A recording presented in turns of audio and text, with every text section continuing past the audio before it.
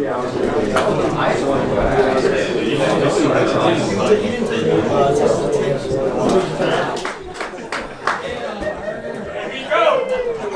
unbox that tee. We'll move on. We really write this down and stay with it in your mind. We're staying day to day. Hoorah? Hoorah. Just focus on what you have to dominate today. Tomorrow, we'll worry about tomorrow. We have a month. The more you think about opening day right now, the more unprepared you'll be when that time comes. Hoorah? Hoorah. Spring training is spring training. We got work to do. We got to get our minds right again. Even though we worked our butts off over the break, you still got to get locked in. There's more. Prepare now and prepare and prepare and prepare and quit getting focused on things that does not help us win. Hi. Hi. I'm Coach Davis.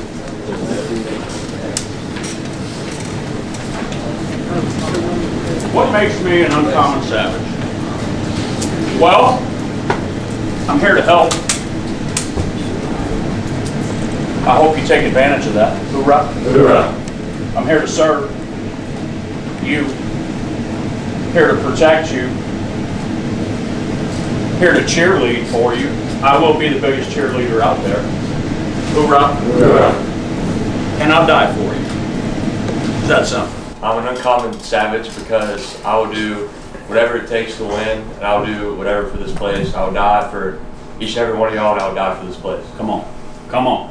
I'm uncommon because I'm here to do whatever it takes to win. You're all like my family, and whatever I gotta do in order to win, whatever it's my job, whatever I have to do to execute, even if I gotta help you with your homework, I'm gonna be there. So that's what made me uncommon.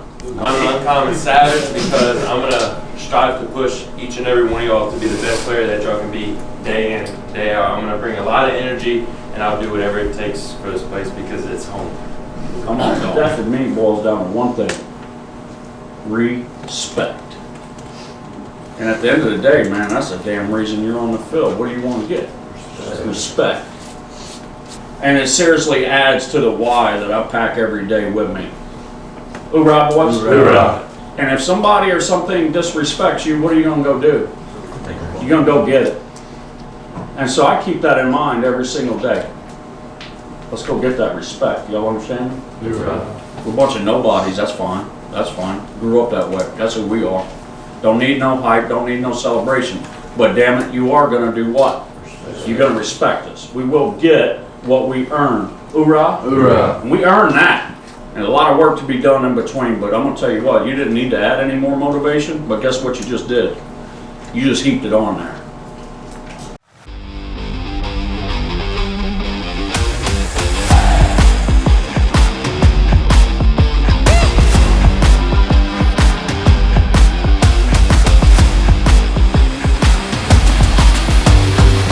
Yeah, man, it's exciting. I didn't think anybody could predict that we would have a blizzard to kind of throw a wrench in things, but no, it's been good, man. The guys are excited. You know, they took care of business over winter break. We had a great fall, so you know, we got a bunch of momentum. I think from a staff standpoint, pitch staff standpoint, you know, we have some new faces, but I think, you know, at least I've seen some guys really develop and take it to another level. So I'm excited to see them go out there and compete. You know, we got a really good non-conference schedule to start, and so that's been the message from me. Really is you know, maybe as elementary as it sounds, is just staying in the moment and you know, being present in what we're doing at that time, and especially when the season starts. First and foremost, I'm impressed with what our guys have been able to do from the standpoint of strength and conditioning. I think we've done an incredible job of getting our bodies right, getting physical, looking the part. I'm very impressed with that, and I think that goes a long way in what we're trying to accomplish on the field. I've seen our guys take it to another level from a work ethic standpoint, how hard we're playing in practice right now. I think we can play a game right now, no question. I think we could have played a game when we first got back in January. So I think our guys understand what we're trying to accomplish. I think the mindset is very healthy in terms of being a championship club, and we've got a lot of new faces, but it doesn't feel that way when we practice. I like where we're at defensively. I think we can really play defense. I think we're extremely athletic. We let our players be who they are, and I think Coach Deggs does a tremendous job of allowing them to be themselves and let their personality shine. But I do think that these guys have a hunger and a passion, and we let them play. And when you let them play the way, to their strength and their style, and let them show who they are on a daily basis around our clubhouse, the confidence naturally comes. But I think, look, this is the next generation of greatness. I see that. I see a club that's very hungry to do more than what we've done. And how they overcome the obstacles of a season will really go a long way in seeing where we end up. Had just a tremendous fall, very competitive, both on the field and the RPC, the weight room, and in the classroom. 3.3 something GPA again. We're going on 10 straight years of that, and leading the league in community service, and then really having a great showing on the field. And that's what we're looking to do, is develop well-rounded, not just baseball players, but men. And then that Christmas break couldn't get over soon enough, and got back here, had to wait out a little bit of snow, but that was worth the wait. We've had about a week and a half of really good practices, a couple of more weeks left, and then it's time to roll. We just work to play fast, hard, and loose, team baseball, play together as a pack, and just do your job. When this place gets to rocking, there's not another place like it. It's like having an extra player or two. These fans are passionate, they're loyal, and really at the end of the day, they want a team that's going to go out there and give them their money's worth. And from a hustle standpoint, and a team baseball standpoint, a team that is aggressive and loves to play, like we always say, fast, hard, and loose. And Cajuns love that. And when this place gets to the point where you can't hear on the field, it's just a definitive advantage for us, and it'll kind of start to spin the game out of control on our opponent a lot of times. And they have pushed us to victory more times than I can count, especially late in games. I mean, obviously, it's always good getting a freshman All-American back in Chase Morgan. Chase has taken, some strides this year. I think, he's a better version of himself. I think McGehee, Blake is finally healthy and had a full fall and really had an off season to prepare himself for a season. I'm excited to see what Blake does. I think a big thing for us is getting Dylan Toit back on the mound. For me last year at least, he was essentially my assistant pitching coach. And Dylan was a huge help for us, for us and for me, and really helped me in year one. So my name's Dylan Toit. I'm a graduate senior, and I'm from Fulshear, Texas. As a kid growing up, I played pretty much all the sports except for soccer. But it just kind of from a young age, I just fell in love with baseball, and I figured that's what I wanted to do. All the other sports were fun, but baseball was the one that I really fell in love with. My parents lied about my age to get me into the YMCA league, but I think it was 5. The age was 5, and they lied, and I was 4. So they lied to get me in early, and then they knew what they were doing. They knew from that age. I loved it even then. One of my earliest memories was playing Little League, and being left-handed, I never really got to do anything cool. It was always outfield or first base, and one of our shortstop got hurt or wasn't playing good, one of the two, and his dad was the coach, and he had the great idea to put me at shortstop, so I got to play a few weeks at shortstop, and it was probably the highlight of my baseball career to this point. So my pitching career started kind of later than everybody else. I threw a little bit growing up, it probably started 14, freshman year, and it was a slow start. I was never really threw really hard, and so coaches never really wanted to play, but I eventually started throwing and started there, and then signed to junior college, went to Blinn, and signed as a 2A, and I show up the very first day, and they're like, hey, you're gonna go with the pitchers, because I'd played a tournament there during the summer, and I showed up and went and played 2 games, went 0 for 7 with 3 or 4 punch outs, and they're like, all right, this guy's gonna have to pitch, because he sure as heck can't hit. And then that's kind of where it took off from there. Coach Wells, who was the recruiting coordinator here at the time, he reached out to me. I think he played at Blinn, and he had known the coach over there, and they had a pretty good relationship. And he kind of reached out to our coach, and our coach, told him about me, and just super thankful and grateful for just the opportunity that Coach Wells and Coach Mack at Blinn gave me. But that first season, we kind of just we weren't anything special talent-wise. We were hungry, and we just wanted to win more than the other team, to be completely honest. And we ended up making the conference tournament. It rained 2-3 days, and then we got to single elimination, and we went bing, bang, boom, and then played Georgia Southern in the championship game, and ended up winning that, and that was really special.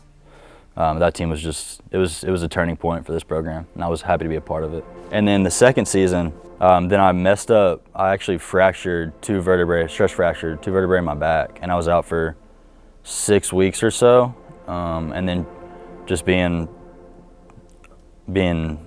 irresponsible and just wanted to play, I just rushed it back a little bit too fast, and my second outing back, I was thrown against Coastal, and would not let the coaches take me out of the game just because that was the competitive nature of it, and I really shouldn't have thrown probably as much as I did, but I wouldn't take it back. And on the second to last pitch, I felt a pop in my elbow, and that's like the worst feeling as a pitcher, because not necessarily that it hurt super bad, it didn't feel good, but you just know exactly what it was whenever it happened. Well, that was interesting because he left it all out there. He was barking a little bit and really hooked it up good with Coastal here in a pivotal series for us, and was dealing. And that thing popped on a changeup, and you could hear it and see it. Coming off the field, Mr. Bryan came out there, and we knew exactly what had happened, that I was going to need surgery in the next coming months. I came off the mound, and I was like, did I just throw my last pitch ever? Like, was this it for me? And it was kind of, it was emotional, to be like, that's just to tell you the truth. It was something I didn't know if I was going to be able to come back from. I didn't know if I wanted to come back from it, because I knew it was going to be a long road ahead. And I went and talked to Coach Deggs the next day, and he was like, hey man, like, whatever you think you want to do, like, I'm going to support you. Like, I think you're going to be able to come back from it. And then just as this emotion subsided, I just couldn't leave on that note, I didn't think. I just felt like there was more for me to do. I just felt like I could do more, and I needed to do more, for not just for the team, but for myself also. It was a question, well, I know we're going to be really good next year with Debo and all those guys that we're going to be back, and can we get healthy enough to pitch at the end of the season? And I think we made the right move, just kind of waiting it out and getting fully healthy. My very first throw, I can't remember exactly the timetable, maybe it was like 5 or 6 months in. My very first throw, I get up, and we're super excited to throw the day, and like, haven't thrown in 8 months and hadn't even really picked up a baseball. And the very first throw, my partner's standing like 30 feet away, and I throw it straight into the ground right in front of me, and I'm like, oh my, like, there's no way this is gonna, like, I might be cooked, like, this might be it. So it had been over a year to that point in this fall, and it was just kind of just doing what I could daily just to ensure that my body and my mind was in the best place possible. And to be honest, letting go was the best thing I ever did. Is I was holding on to everything too tightly, and just kind of grew in my relationship with God. And once I did that, I just realized that the victories comes through Him, and I've already won. And just the fact that He won for me, and that baseball is just the vessel that I get to use to glorify Him. That's been the separating factor now. I think it's just freed me up to play. This fall, it wasn't nervousness of like, oh man, I got to pitch and I got to throw strikes. It was, man, is my arm going to hold up? Is my body going to hold up? Because that's been the big question, and it has. And I'm at the point now, if it tears again, it tears again. I'll go through 130 innings, and if it tears on the first one or the last one, it is what it is. But there's not nervousness. Maybe I'm just anxious to get out there, and it's been so long that I can't wait to do it. It's gonna be fun. How has baseball as a whole and this injury shaped Dylan Toit into the man that we all know today? The injury, baseball, it's developed perseverance, and it's not something that's you can't go buy it at the store. You can't go buy, you can't go buy perseverance. You can't go buy like grit and toughness. Coach Degg says it all the time, but just you can't do it. It's something that has to happen over time, and the scars and the hurt turns into hope, and it just turns into something that you can just know that whenever something's going wrong, that there's always a light at the end of the tunnel. He's everything that we want to be. We try to teach him to be as a person, as a human. Always got a smile on his face, always trying to do the right thing for people in just about every instance. Always will lead a helping hand, and on top of that, he's a pretty damn good talented arm. Just checks every box. He's you know, I've got 2 daughters. He's one of those guys I would love one day they bring a kid home like Dylan Toit, and that's just a huge compliment that I can give him. What's up, Cajun Nation? I'm here with Nick, Matty Gaither. Got media day.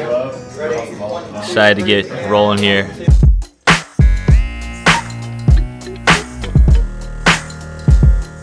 So this is all of our stuff that will get used for the social media aspects of a game when we're live tweeting. So this will be like if Connor Higgs hits a home run, we'll have a GIF that goes out. It's like a short video, and it'll just go out and it'll be like a celebration.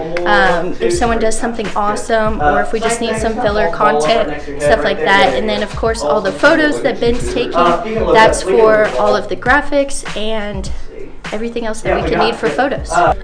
Baseball Media Day, my favorite part is probably just being with all the guys in here. They're always in a great mood. They're always on time. They're just a great group of guys, and they're always down to do whatever we ask them to do. So we want to have a lot of fun. There's a lot of guys on the team, so we want to do a lot of different stuff, make sure we had all of our bases covered. But we really want to make sure the guys had fun. We can see some emotion in their faces, and so the people can see it on the big screen and on the social. It's fun. Sometimes some guys get a little nervous just because we don't know what to do in front of a camera, even though we play in front of thousands of people. But no, it's fun. It's fun to get out of your comfort zone a little bit and have some fun with it. Maddie, what's up? Who am I here with? Matt Gaither. How we doing today? Yeah, I'm fantastic. I bet we're more ready for the season though, huh? Oh man, I can't wait. I'm ecstatic. Ready to go, ready to roll. It's gonna be ready awesome, to have you bro. behind me. Yeah? Ready to see you on that bump getting after it, brother. How we doing, Rosie? Doing great. Yeah? They really appreciate what we do for social, and so it's fun to watch them come in here and get their moment in front of the camera. The superstitions and the little fun things that each team has, like every year it's something different, but the way that their personality just shows through the little quirks and stuff like that, like that's what just makes baseball baseball. And here he comes, he's back again. Put the ball in your hand, act like Mr. Curbo. I'm here with Big Dub. Right here. Yeah, look at that boy, Big Dub, looking good. So what I'm going to do with these photos, I'm going to tag them, name everything that we put all the names of the guys that are in the photos. We're going to upload them, we're going to edit them, and then have them uploaded to Influencer, where all the guys can download those photos and use them for whatever they want, as well as our graphic designers to do whatever they need to do with it.